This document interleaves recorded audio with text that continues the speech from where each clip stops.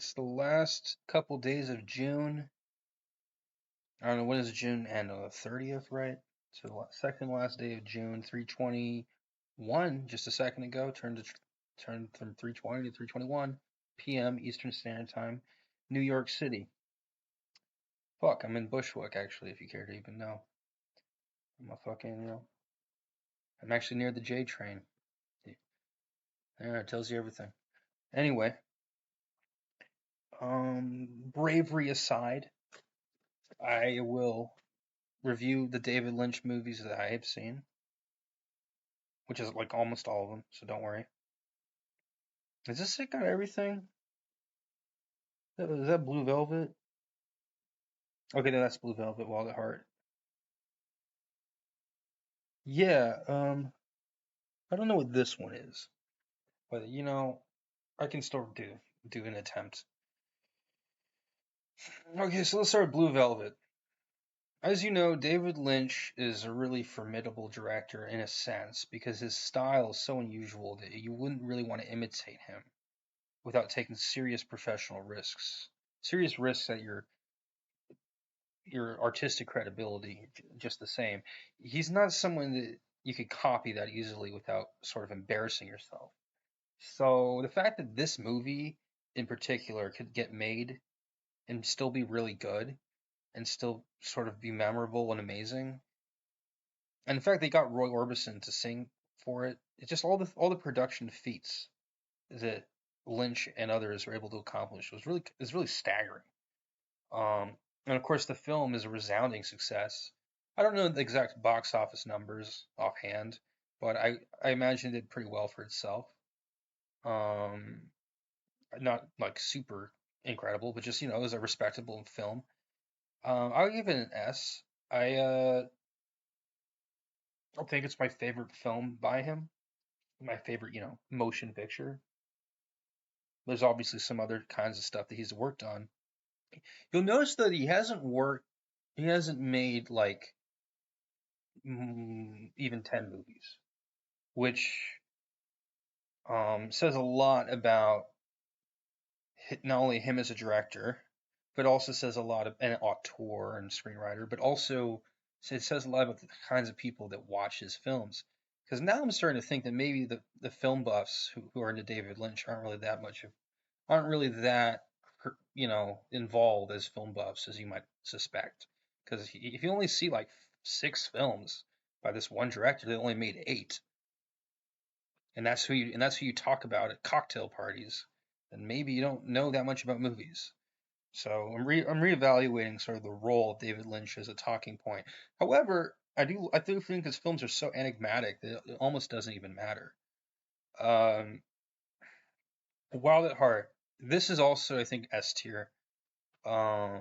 Maybe more like A because it's got this sort of autistic meandering in it.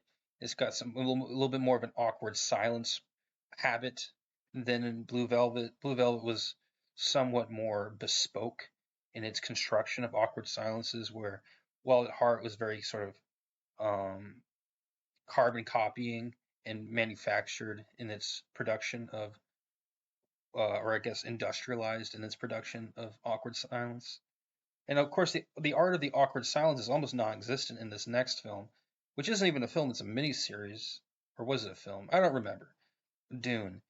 I remember liking it a hell of a lot, and I'll give it an A, because the villain who flies around or whatever and tortures people is so creepy and monstrous that you just can't help but feel like a demented sicko came up with the idea, and in fact, it was David Lynch. So you're right. It was a demented sicko who came up with the idea.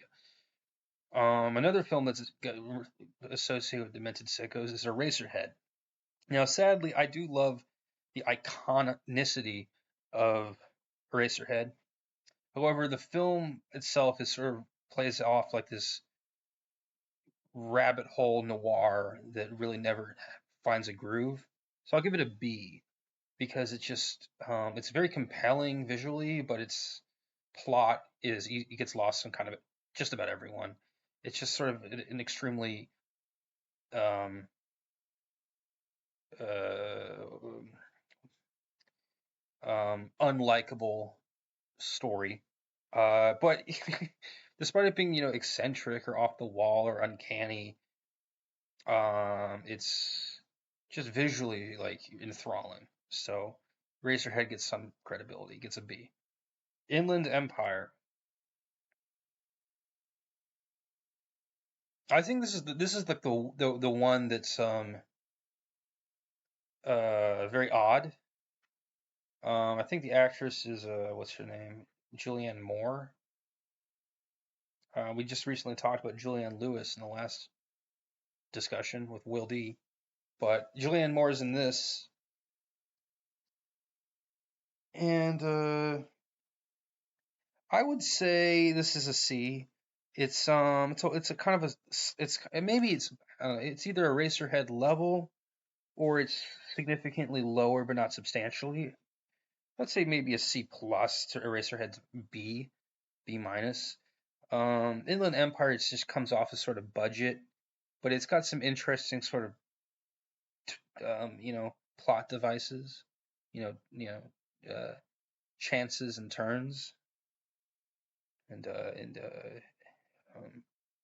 sort of ornamental guises. Anyway, I also put in C. I put Lost Highway. I think this is a kind of a tiresome film, somewhat. And Mulholland Drive, I'll put in B. I think Mulholland Drive is also tiresome, but I think it at least was coherent. Whereas Lost Highway, from what I recollect, was just was kind of like a ever long music video. And I don't mean the song by the Foo Fighters. I mean it was a damn fucking too long of a music video. But it's got just so much interesting sort of visual cues and character design, makeup, wardrobe, sort of pacing in certain senses. Um, uh,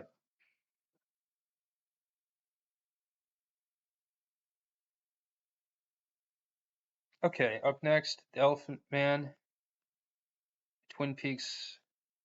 Okay, Elephant Man is a really fabulous film. It gets S just because it's so not only so iconic, but also extremely poignant in a way that a lot of the Lynch films kind of failed to attain. And it was also one of his earliest films. The second film, the sophomore release, and it really sort of signifies the heart of Lynch. Whereas the other films are more of a social commentary thing. But the Elephant Man is really a film that has heart. So I give it S. Um, the last one is this thing called, oh sorry, Twin Peaks the show. Twin Peaks the show is a B. It's got a very good setup, got a good character, dialogue initially. It just sort of becomes kind of a clown on itself and turns into like not a sitcom, but kind of into like a sort of placid version of itself, very detective kind of business, detective becoming efficient, and it starts to turn into that more of an exposure kind of situation where I'm sort of stuck in arrested development. But I just think Lynch really is a TV show type of dude. It's got first half, first season, first half of the first season, whatever it was some fraction of the show was pretty cool. Like, everything needs to go on forever. This is why we wrap this up in 10 minutes. So, I never saw this one. You look up the story.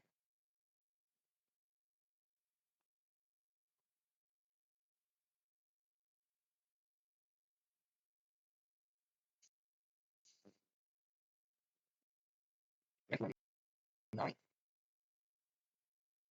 I never saw this movie. Yeah, this is like a kind of movie, actually. Is it wrong?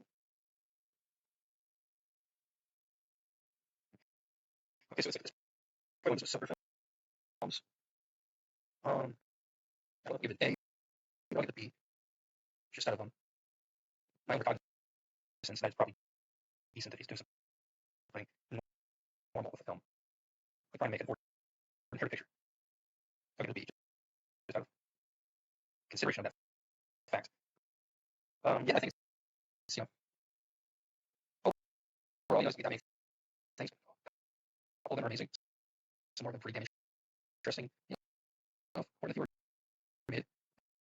Um, Inland Empire and Lost Highway don't seem to be that easy to appreciate, but I'll rewatch them. They're kind of weird stuff. It's a little bit like comparing Exorcist with the Exorcist 3. Amazon sends some drop off, but it's still going to be kind of thematically tied. So anyway, Hulu's off now, and have a good one. I hope you enjoyed this David Lynch film, Directorial Tyrannic by Patrick Richardson.